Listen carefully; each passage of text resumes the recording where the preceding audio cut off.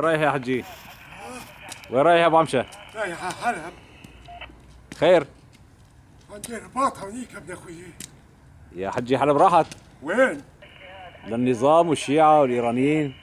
يا ابن اخوي حلب خط احمر ما بتروح. والله راحت. لك ايش عم تسولف؟ اي والله. لك انا ليش عم بتعذب وعم طلعوني في البرد؟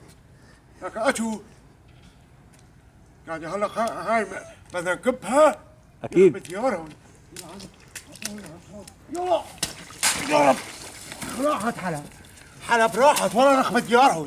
لك وين راحت لك ابن اخوي وين راحت؟ وين رخبة ديارهم راحت؟ راحت